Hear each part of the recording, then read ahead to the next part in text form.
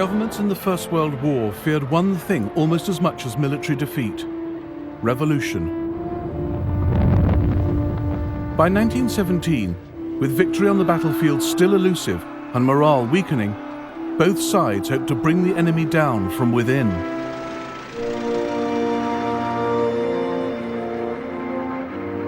Strikes and unrest were sparks to be fanned into revolution, transforming the war.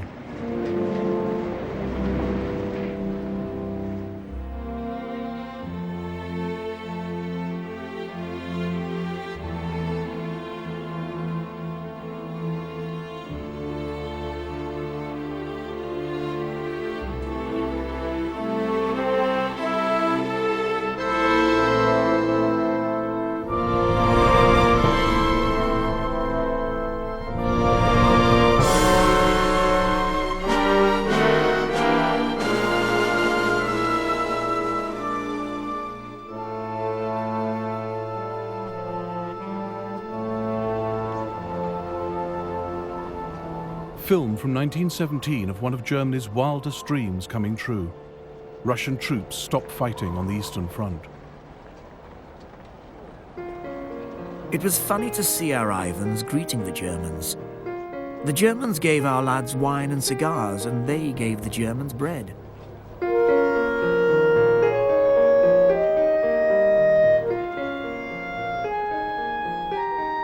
It turned out that one of the Germans had a camera.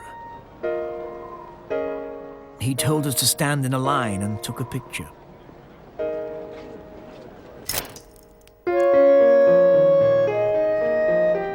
Later, the photographer asked our lads to come and collect the photos.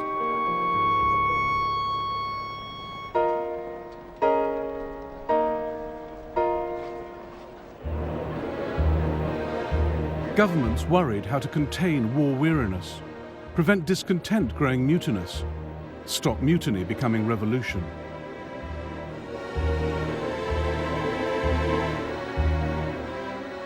And governments realized that turning this problem on its head offered a startling opportunity. What if unrest could be harnessed, reined in hard in your own country, but spurred on in the enemy's?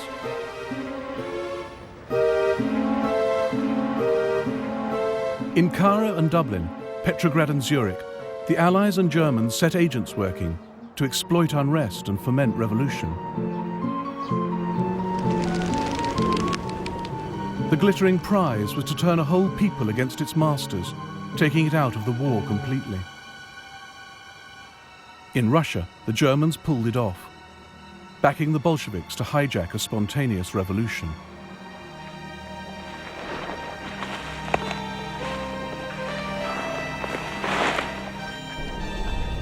Russia in 1917 was war-weary. Huge losses, poor leadership and corruption, plus the nightmare logistics of a 900-mile front, left our army running on empty.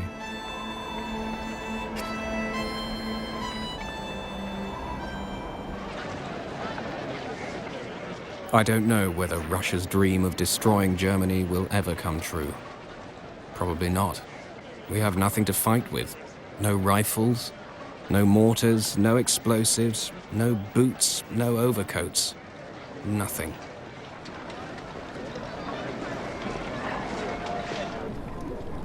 But incredibly, Russia's army held the line. It was the home front that cracked first.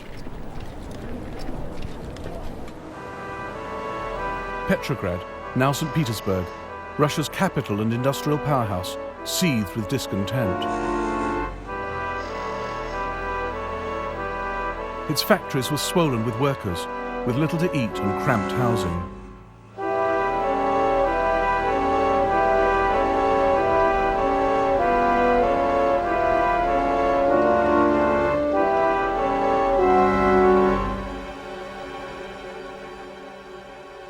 A demonstration on the 8th of March 1917 began peacefully. It was a glorious, sunny, frosty day, and all the people were in an excellent mood. They were singing the Marseillaise and asking for bread.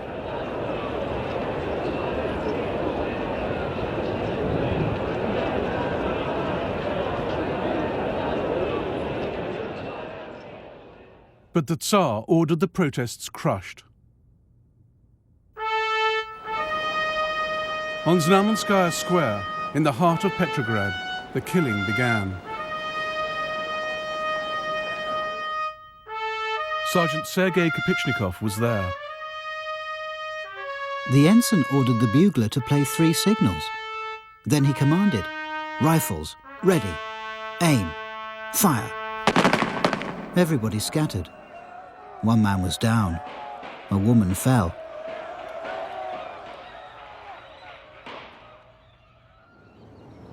Over 50 civilians were shot dead.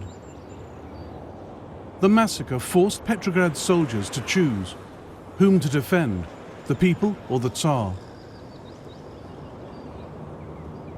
Back in barracks, Sergei Kopichnikov spoke to his comrades. It would be better to die with honor than obey any further orders to shoot into the crowds. Our fathers, mothers, sisters, brothers and brides are begging for bread. Are we going to kill them?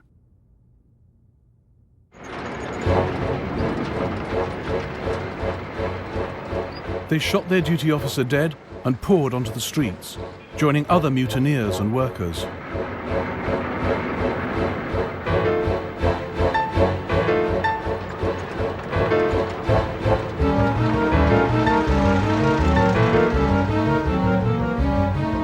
British journalist Arthur Ransom cabled his office in London.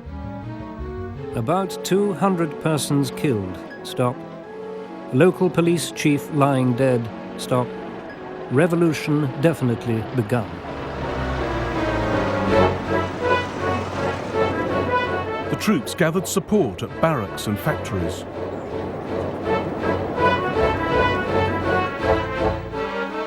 They seized the city centre, set up barricades, occupied railway stations and the telephone exchange. Britain's military attaché, Sir Alfred Knox, was in the artillery administration when the building came under attack. Outside came a great disorderly mass of soldiery. All were armed, and many had red flags fastened to their bayonets. Soon we heard the windows and door on the ground floor being broken in, and the sound of shots. Most of the officers were leaving the department by a back door.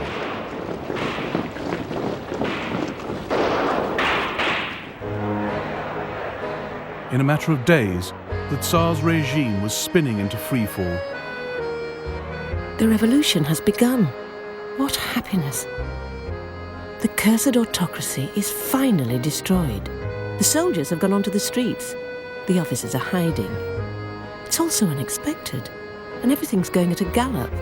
We've all gone mad with joy.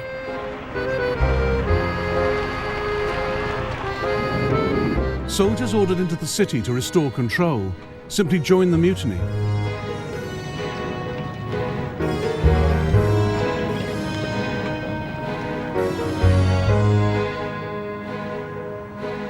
The Tsar was forced to abdicate, and a provisional government formed at the Taurida Palace.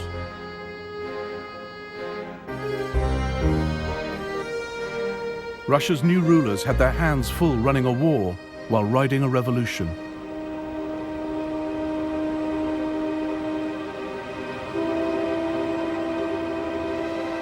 Germany looked to exploit the turmoil in Russia.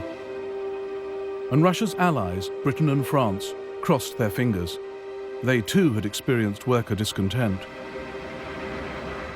March 1916. Londoners gather at Tower Hill to protest against conscription.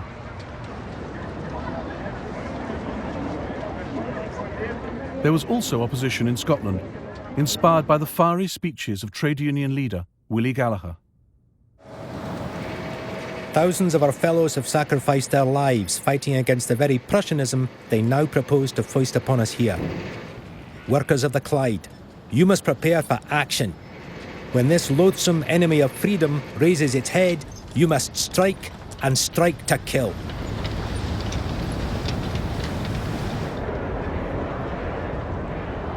Workers marched down Whitehall for better wages and lower prices. Around 17 million working days were lost to strikes in Britain between 1915 and 1918. There were strikes by miners in South Wales, engineers in Coventry, Sheffield and Manchester, and shipbuilders on Teesside, Tyneside and the Clyde. The army kept 200,000 troops in Britain to guard against invasion and civilian uprising.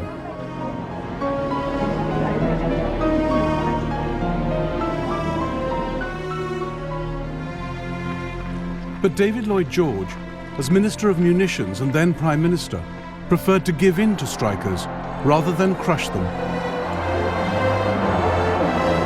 Father of the state pension and national insurance schemes, Lloyd George commanded working-class support.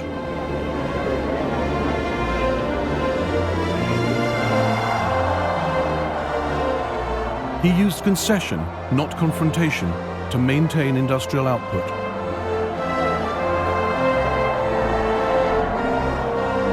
Negotiators with the unions were given strict instructions. If a strike appears to be inevitable, all the concessions asked for should be granted. But while Britain kept a lid on unrest, France could not.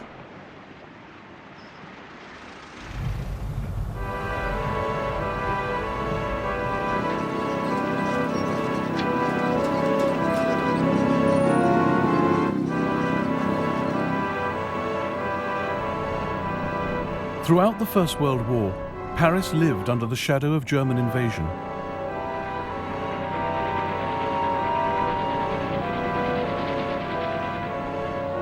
But after 3 winters of fighting, France's stability was being undermined by a wave of stoppages and protests.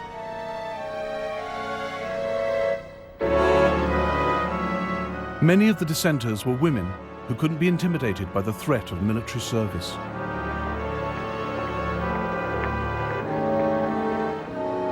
Everybody is complaining in Paris. People are on strike over the price rises and the lack of fuel. Can't you just hear the rising strains of revolution?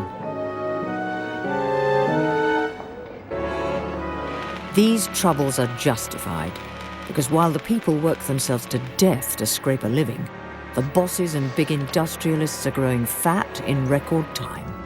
And all we can do is grin and bear it. These ideas did reach the front, but what pushed the French army towards mutiny in 1917 was a history of poorly planned and ill-conducted battles.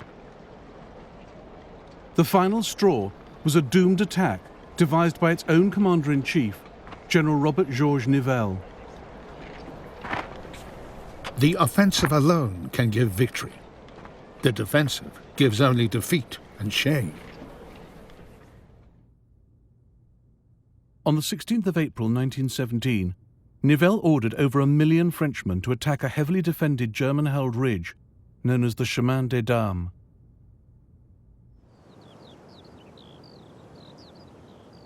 After storming this ridge, Nivelle expected his armies to smash through 7 miles of German defences.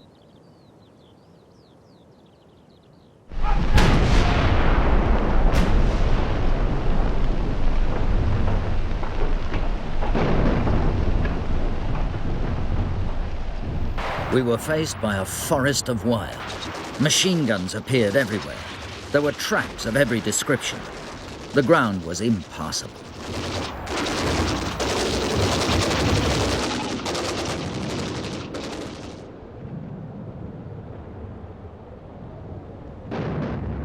"40,000 Frenchmen were killed in the first days, but Nivelle ordered the assault to continue.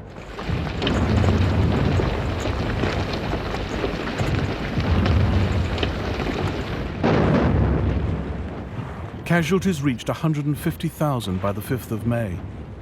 Then the men snapped. I am one of the most persistent in spreading propaganda.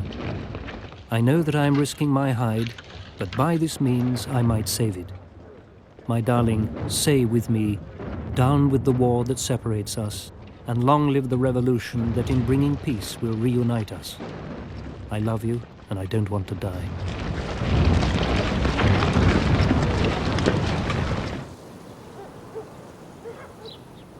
The village of Coeuvres, 20 miles south of the Chemin des Dames.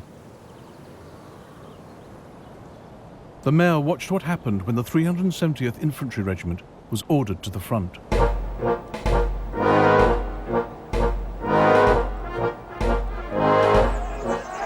The soldiers spilled out into the whole village, screaming with rage, firing rifles and singing the Internationale.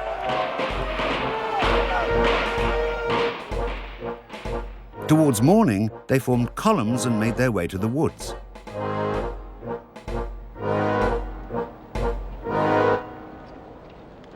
By June 1917, half the French army was affected.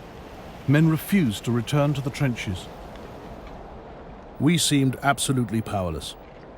From every section of the front, news arrived of regiments refusing to man the trenches.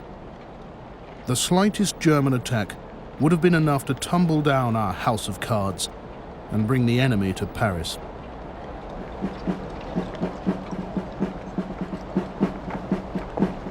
But the Germans had no inkling of the French mutiny. It was a massive intelligence failure.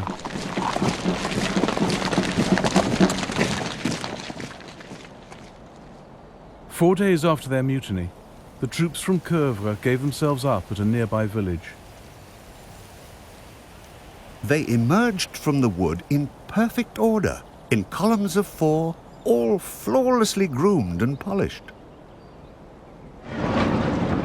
The French soldiers' actions were more like a strike than a mutiny.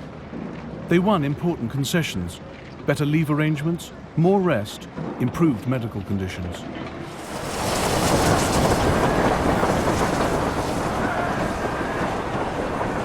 All we wanted was to call the government's attention to us, make it see that we're men and not beasts for the slaughterhouse.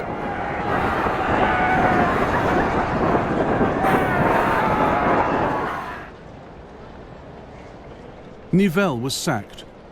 His replacement, General Philippe Pétain, reversed French strategy, making defense the order of the day.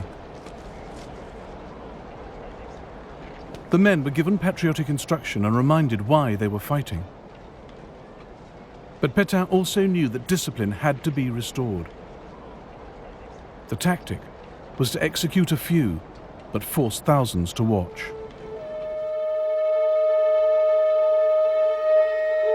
Photographs taken secretly at a French military execution. A man is tied to a post. The order is given to fire.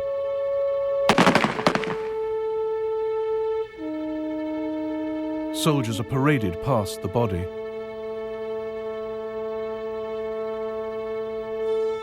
Louis Flourac was one of the 49 death sentences carried out. He was shot here in Chacrys by his comrades, some of whom hated what they were doing. I see the dead every single day in the trenches, but this is different. I'm a man who has shot his friends.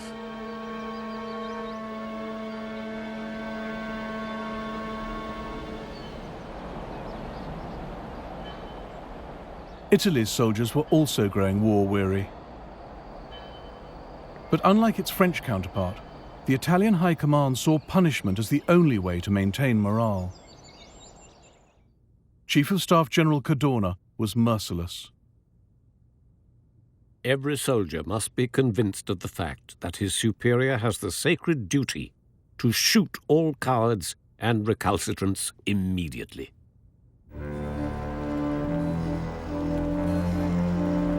Cadorna's iron grip led to massive discontent. For months it simmered below the surface, until the Battle of Caporetto in October 1917. The Italian army was hit here, in the Isonzo River Valley, by a massive Austro-Hungarian German attack.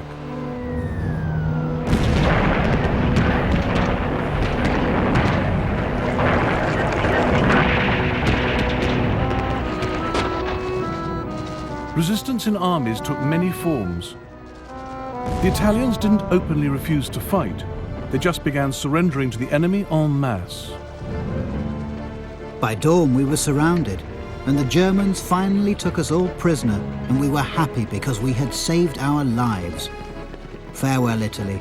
Farewell, family. I am now in the hands of the Germans.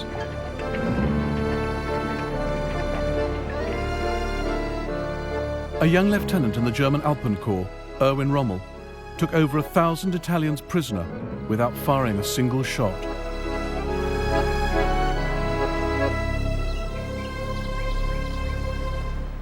The soldiers threw away their weapons and hurried to me. In an instant I was surrounded and hoisted onto Italian shoulders. Evviva Germania sounded from 1,000 throats. An Italian officer who hesitated to surrender was shot down by his own troops. For the Italians on Mersey Peak, the war was over. They shouted with joy. I am writing this at 11 o'clock at night, most comfortably ensconced in the Italian officers' mess. There is a huge stock of delicious wines which we are getting through in record time, so I hope there is no question of a counterattack. We've captured machine guns, heavy artillery, and personal weapons. These are of the highest order, but show little sign of actual use.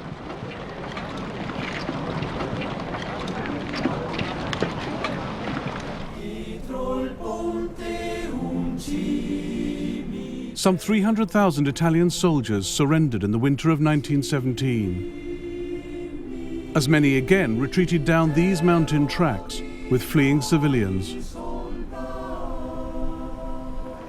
They stroll past with their hands in their pockets.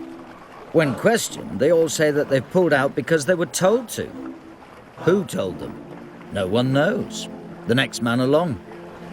Cimitero di noi soldati, forse un giorno ti vengo a trovare. What a terrible and heart-wrenching sight it was. The poor women with their little ones bundled up, walking towards Italy to save their lives.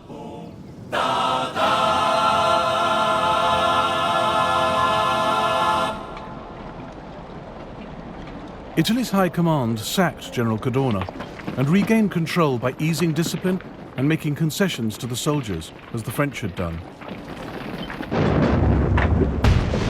But the price of unrest was high. The fighting strength of the Italian army had been halved. And while governments wrestled with unrest at home, they were also stirring up trouble abroad.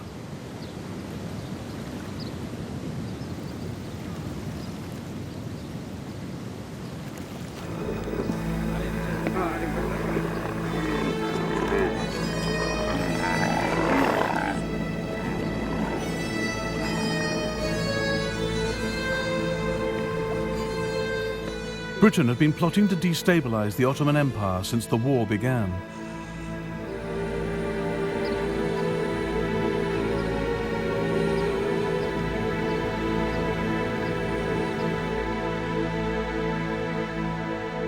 Ottoman Turkey was Germany's ally in the Middle East.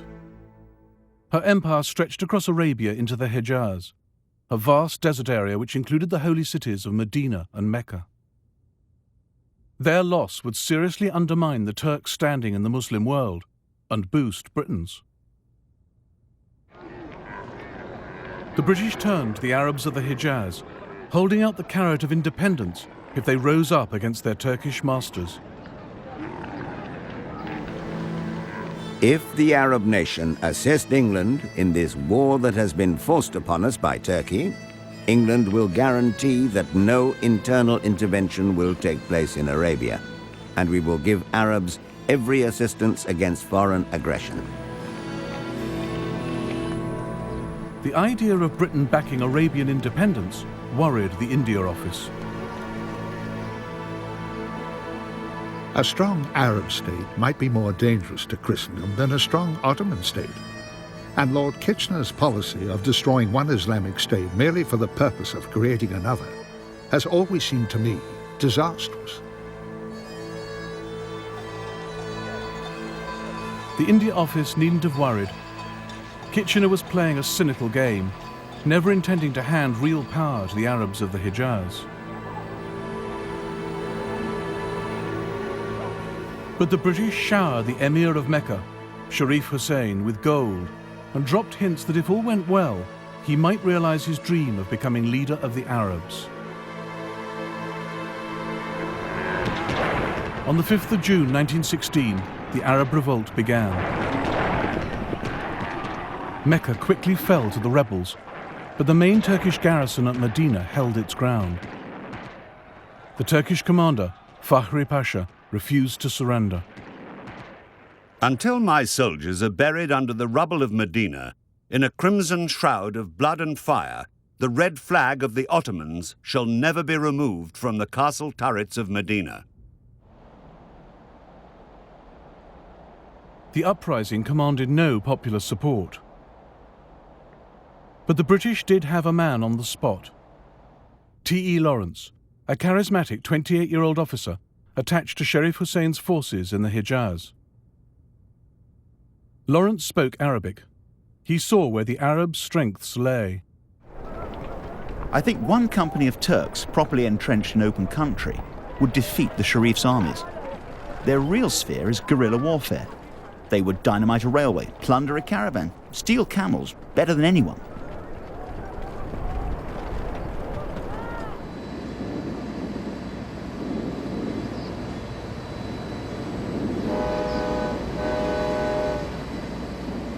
The Turks were most vulnerable along their stretched lines of communication. Lawrence and the Arabs became experts in railway sabotage.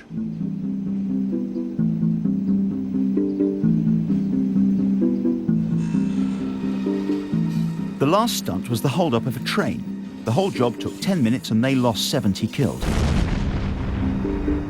My loot was a superfine red Baluch prayer rug.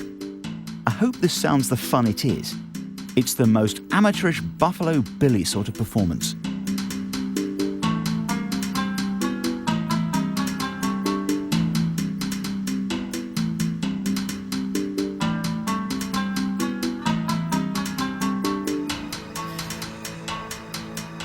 A German on the train saw the attack differently.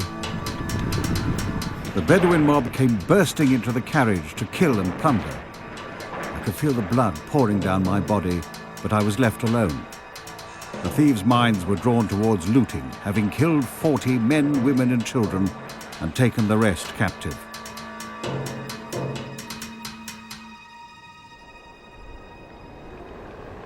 T.E. Lawrence adopted the cause of Arab nationalism.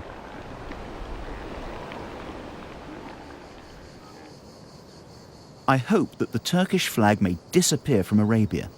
It is so good to have helped in making a new nation, and I hate the Turks so much that to see their own people turning on them is very gratifying.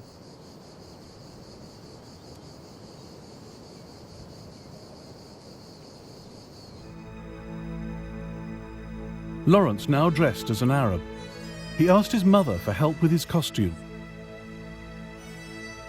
If that silk headcloth with the silver ducks on it, last used, I believe, as a tablecloth, still exists, will you send it out to me? Such things are hard to get here now. Capturing Turkish-held Jerusalem was a key British objective in 1917. Seizing the port of Aqaba would strengthen the Arabs' case for a role in the campaign. Lawrence realized that all Aqaba's guns pointed out to sea. The town was defenseless from the rear. That meant a 600-mile ride across the Hijaz at the height of summer.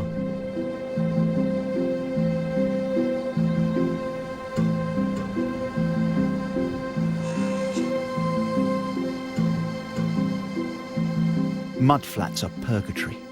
Sun reflects from them like mirror, flame yellow, cutting into our eyes.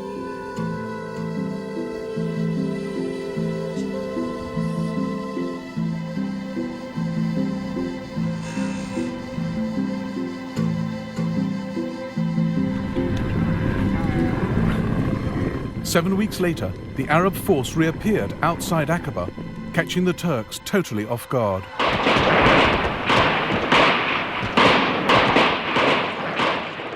The town fell just 4 days later. The Middle East was stunned. General Allenby, commanding British forces in the region, now wrote the Arab revolt into his Jerusalem campaign, reinforcing it with armoured cars, air support, artillery and colonial troops.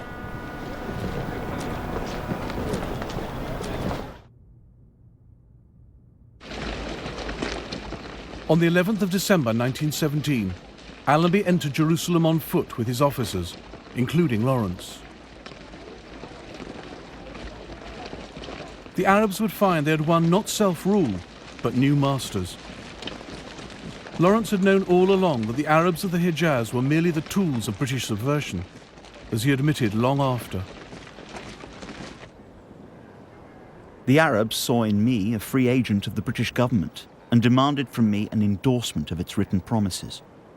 So I had to join the conspiracy and assured the men of their reward. I was continually and bitterly ashamed.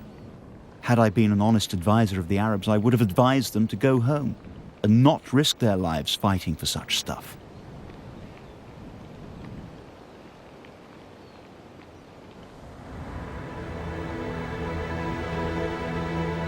While Britain was sponsoring subversion against Germany's ally Turkey, she had her own weak spot right on her doorstep: Ireland.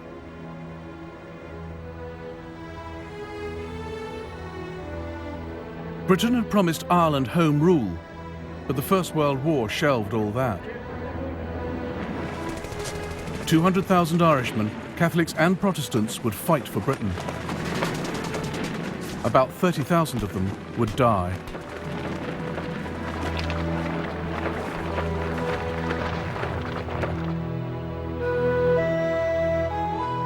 But the Irish Republican Brotherhood, forerunners of the IRA, believed England's difficulty was Ireland's opportunity. Padraig Pearse saw the war as a chance for Ireland to free herself from British rule.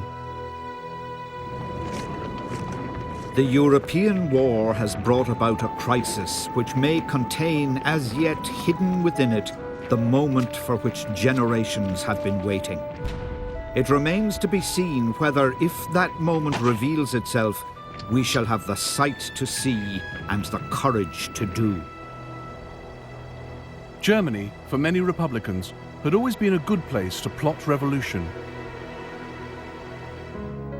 Erskine Childers was famous in Britain, the country he now sought to undermine. His best-selling novel, The Riddle of the Sands, had warned Britain of the dangers she faced from the German Navy. By July 1914, his sympathies had switched. He put to sea in his yacht, the Asgard, to run guns. He photographed the operation, leaving Hamburg under tow, sailing back to Ireland. His wife and a friend with 2 of the 900 rifles they had collected from Germany. And the scene after Childers docked outside Dublin. Crowds cheer as the guns are driven away by car.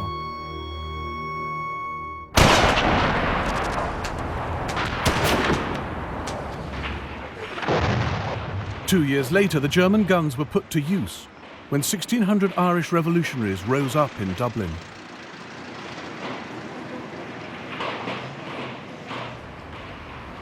Easter Monday, 1916. Sinn Féiners occupy railway stations, the GPO, and other places. They have blocked the streets nearing Stephen's Green and are shooting at anyone they see in khaki. We used to think we were clear of the war here in Ireland, but we've certainly got it close enough now.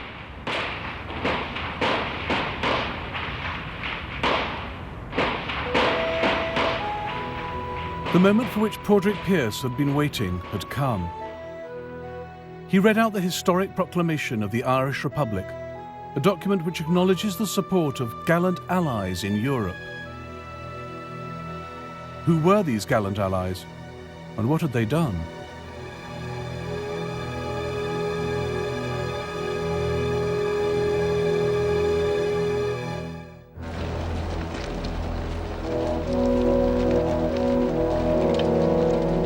Germany had long seen subversion in Ireland as a way of destabilizing Britain.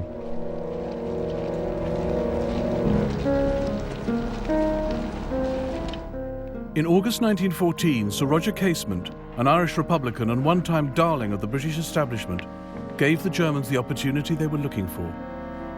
he wrote to the Kaiser with an offer. We draw your Majesty's attention to the part that Ireland necessarily, if not openly, must play in this conflict. Ireland must be freed from British control. Thousands of Irishmen are prepared to do their part to aid the German cause, for they recognize that it is their own. Casement sailed for Berlin in disguise, and in the winter of 1914, he met Arthur Zimmermann, a future foreign minister, and the man in charge of Germany's subversive operations. Zimmermann was impressed by Casement and began to wonder if a small German landing on Irish soil might cause the British massive problems. His diplomats in America raised funds from the Irish community in New York. It is proposed to undertake an invasion with 25,000 troops with 50,000 extra guns. Then undoubtedly the cooperation of all Irish in the British Army will follow. There is strong friction between Irish and English in northern France. Zimmermann's uprising was to be four-pronged: the dispatch of German weapons to Irish rebels, the landing of a German expeditionary force on the west coast, German submarines to seize Dublin harbour, and diversionary Zeppelin bombing raids on London.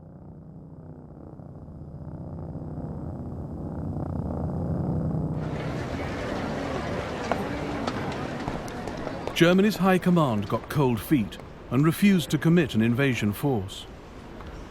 But in April 1916, the Zeppelin raids did take place. A submarine was sent to the west coast, and an arms boat carrying 20,000 rifles, 10 machine guns and 1 million rounds of ammunition was dispatched for Ireland under the command of Captain Carl Spindler. Gradually rising out of the water was Inishtushkat Island, our rendezvous. Within half an hour at the latest, the pilot boat must make her appearance.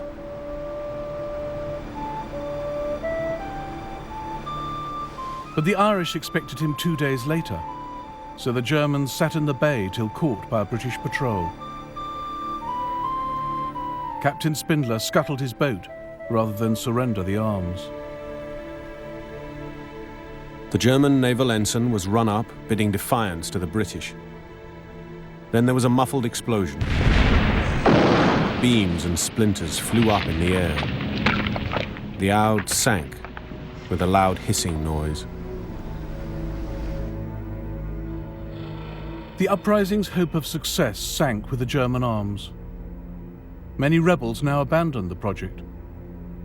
But a hardcore minority, armed with the rifles Childers had brought in from Hamburg 2 years before, decided to make a symbolic gesture of defiance. On Easter Monday 1916, they seized key points in Dublin.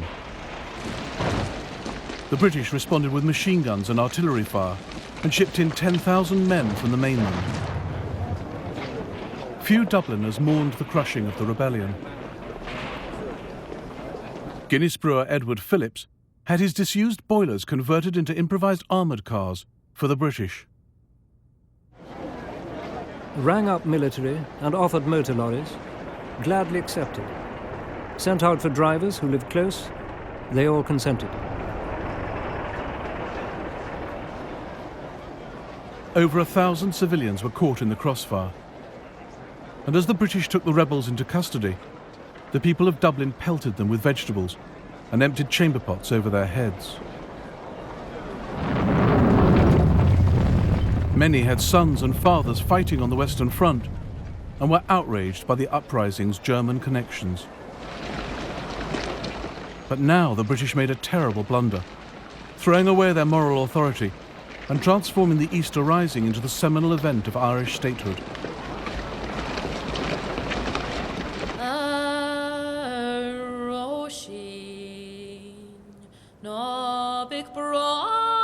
They sentenced the leaders of the uprising to death, starting with Pearse. He admitted to the court, I asked for and accepted German aid in the shape of arms and an expeditionary force. My aim was to win Irish freedom. Over 10 days, the men were brought into the execution yard at Kilmainham Jail and shot.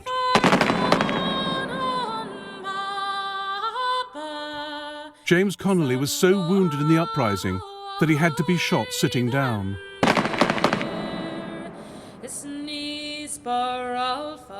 Dublin fell silent as Britain turned 16 men into martyrs. People who had thrown rotten fruit at them now saw them as heroes. Britain turned the failed uprising into a national cause. Zimmerman's next challenge was in a different league.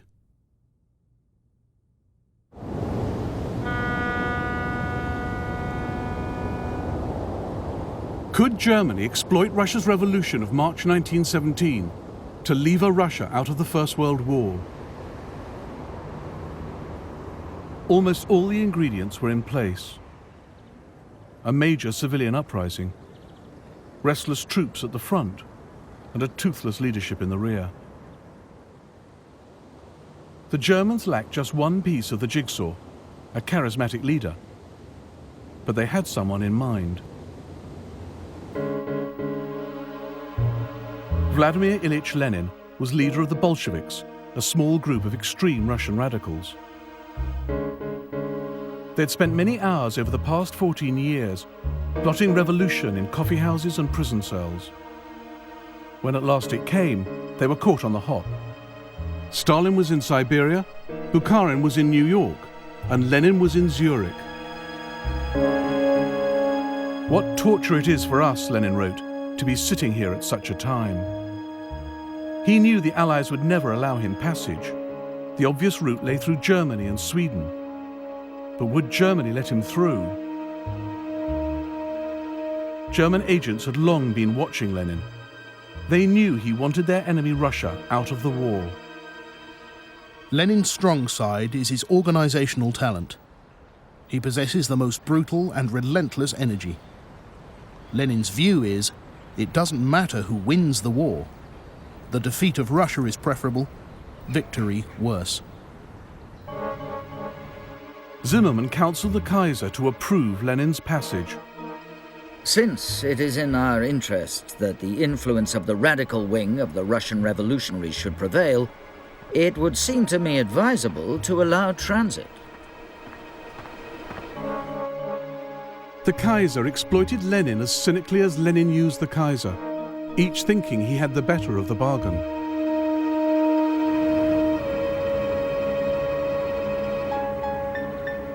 On the 10th of April 1917, Lenin, his wife Nadezhda Krupskaya, and his former mistress, Inessa Armand, boarded the train for Germany with other Bolsheviks.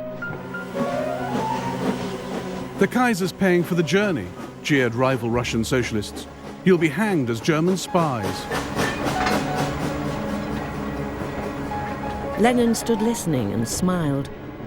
Hiss as much as you like, he said. We Bolsheviks will shuffle your cards and spoil your game.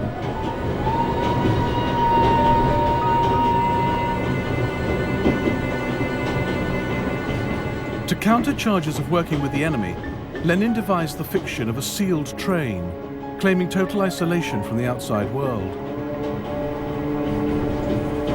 In fact, the group travelled in a regular carriage on a train that stopped frequently, taking 4 days to cross Germany. Though the train halted in Berlin, there's no evidence that Lenin met any German representatives. He knew the Germans were giving money to his Bolshevik party, but avoided direct contact. Germany's greatest help to Lenin's cause was getting him back to Russia.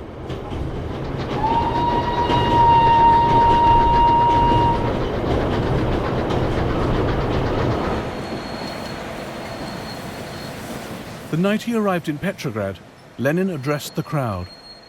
Some were hostile. Ought to stick our bayonets into a fellow like that. Must be a German. But Lenin was soon winning converts, as Countess Irina Skaryatina saw.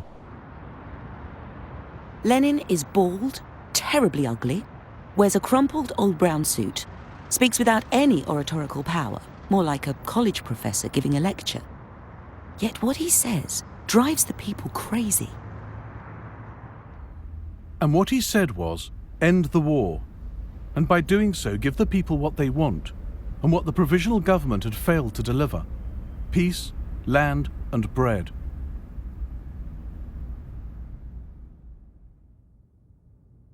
Zimmermann had agents in Petrograd, monitoring Lenin's progress. Lenin's entry into Russia successful. He is working exactly as we would wish. Just as the Germans hoped, Lenin's ideas spread to the front. The regiments have turned into hordes of bastards, holding meetings led by the Bolsheviks. Military life has come to a standstill. The soldiers want peace, no matter what the conditions are. They want to go home to work the land and enjoy the results of the revolution.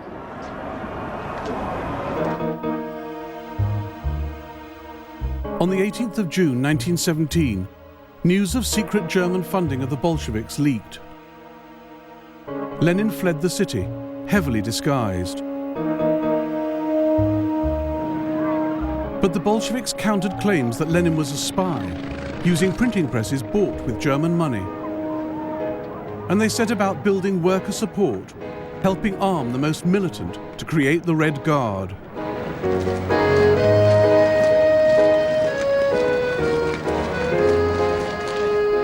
Lenin reappeared on the night of the 6th of November 1917, leaving this safe house for the Bolshevik HQ. He knew power had to be seized now. We must not wait. We may lose everything. The government is tottering. We must deal it the death blow. To delay action is the same as death. Journalist John Reed was at the HQ. In the hall, I ran into some of the Bolshevik leaders. One showed me a revolver. The game is on, he said, and his face was pale. Throughout that night, the Bolsheviks secured key points across Petrograd, with hardly a shot fired.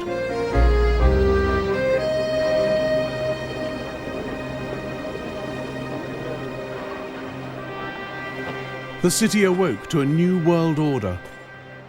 I've just heard some stunning news. The provisional government has been overthrown. The telegraph wires are buzzing with decrees of the new Bolshevik government. All land is to be transferred to the people.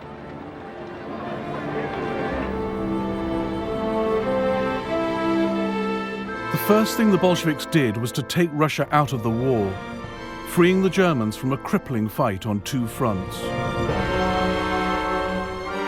Germany's gamble on Lenin had paid off. The Bolsheviks have brought about the crucial event of the century. They've discharged millions of Russian soldiers and freed the Germans' hands. A hot steam bath awaits the Allies.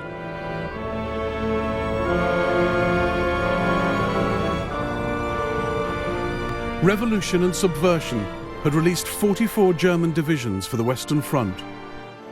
Germany now had a chance to win the First World War.